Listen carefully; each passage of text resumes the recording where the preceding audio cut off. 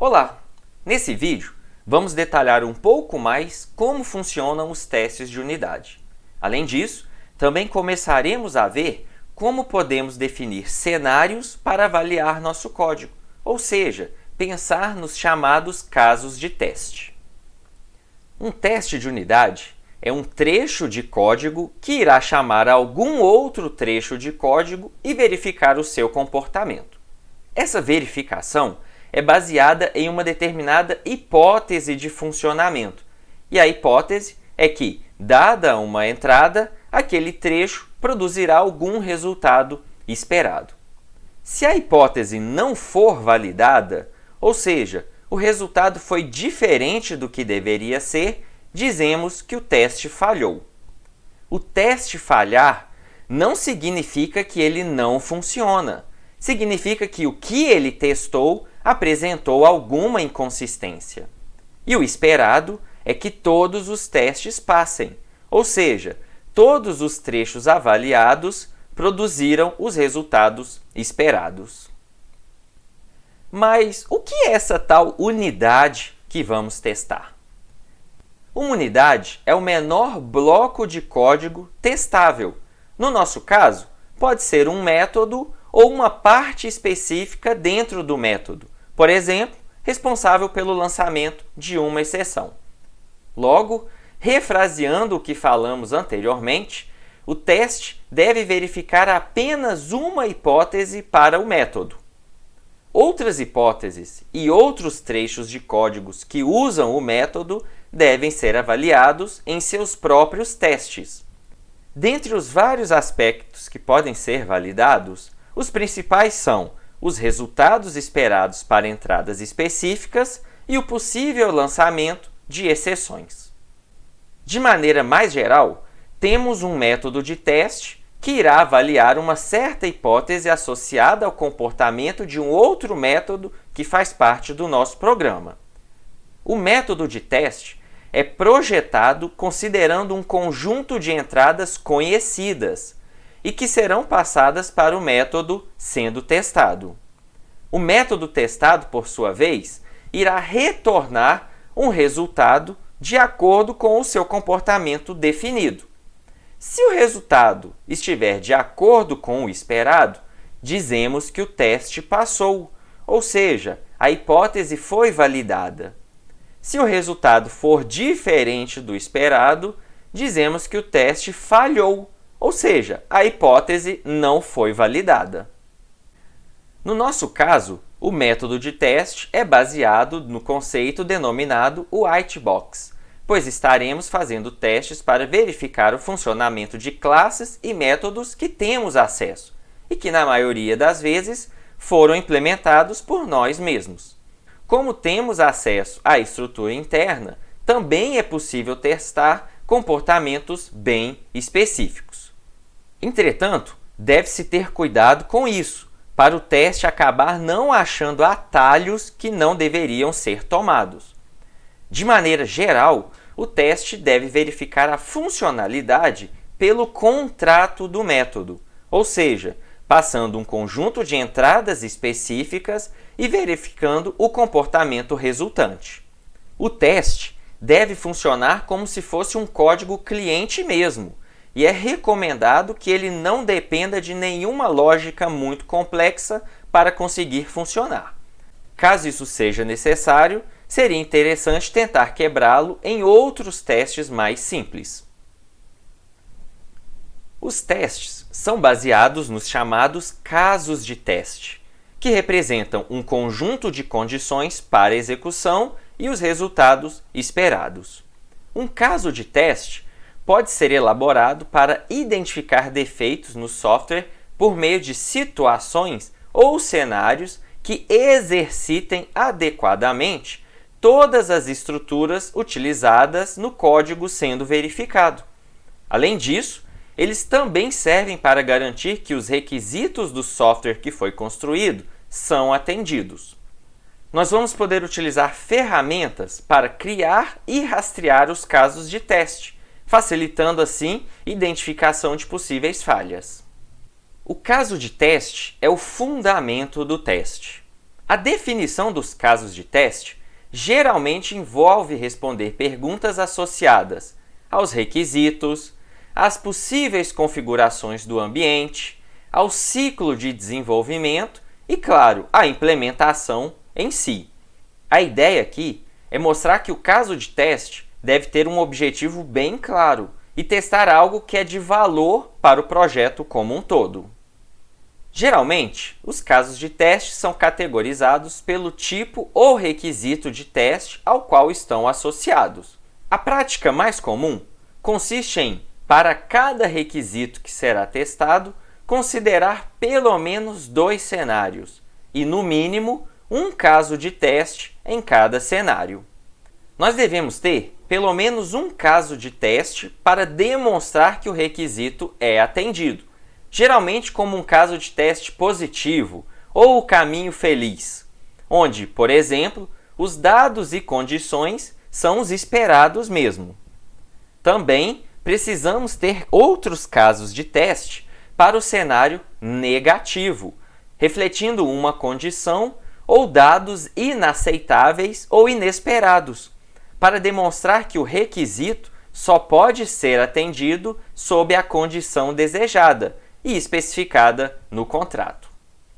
Esses cenários também são muito conhecidos e classificados como casos base, ou seja, os cenários onde o mínimo necessário é verificado, sem estressar muito o código. Os edge ou corner cases, onde são utilizados valores extremos e pouco esperados, porém que são válidos, também conhecidos como condições de borda ou na borda. São importantes porque representam algumas situações que geralmente são esquecidas, mas que podem acontecer. E, finalmente, os casos que verificam situações adversas, por exemplo, com valores inválidos. A ideia aqui é realmente partir para o ataque e ver se o código consegue se defender. Vamos começar por um exemplo bem simples. Digamos que temos uma função max, que recebe 2 parâmetros do tipo inteiro e deve retornar o maior entre eles. Como vocês fariam para testar essa função? Primeiro, podemos começar pensando nos possíveis casos que podem acontecer. Nesse exemplo, temos basicamente 3 casos: A menor do que B, A igual a B ou A maior do que B. Isso também é conhecido como uma estratégia de particionamento, onde podemos dividir tanto o espaço das entradas quanto o espaço das saídas em subdomínios. Em seguida, podemos pensar efetivamente nos valores que irão pertencer e representar esses subdomínios e o resultado esperado em cada caso. Entretanto, os valores anteriores acabam sendo muito básicos e não testam o método com muita profundidade. Como vimos, para isso é importante verificar principalmente as condições de borda ou na borda. Logo, considerando a estratégia de particionamento, as próprias fronteiras dos subdomínios também devem ser consideradas nas partições. Ou seja, além de simplesmente considerarmos o relacionamento entre as variáveis, como já fizemos, também é importante pensar individualmente em cada um dos parâmetros. Como exercício, deixo para você pensar em um conjunto de entradas que atenderia a todos esses casos e as suas respectivas saídas esperadas. Vamos ver esse outro exemplo. Digamos que temos um método que recebe como entrada 3 valores inteiros, que representam os lados de um triângulo, sendo que esses valores não necessariamente estão em nenhuma ordem específica. Em seguida, o método deve retornar qual tipo de triângulo é definido por aqueles valores. Como podemos implementar os nossos testes?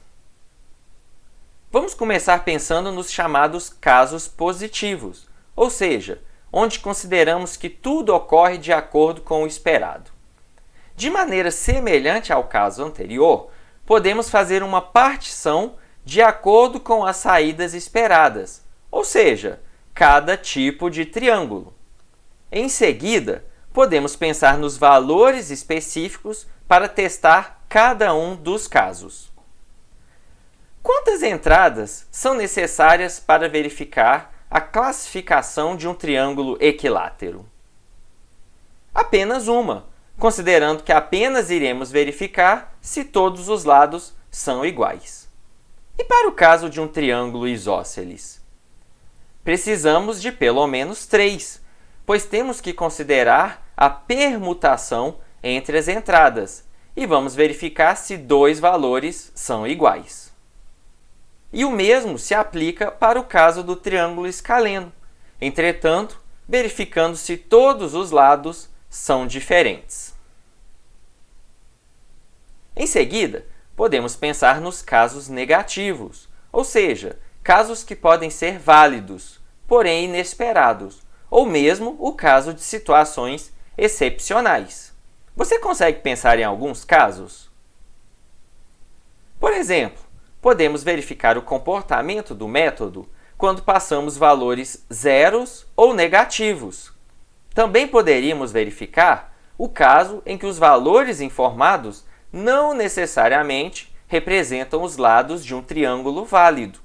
E como exercício, você pode pensar em outros casos negativos, que também deveriam ser verificados. Os testes de unidade devem possuir algumas características bem específicas, e aqui destacamos algumas.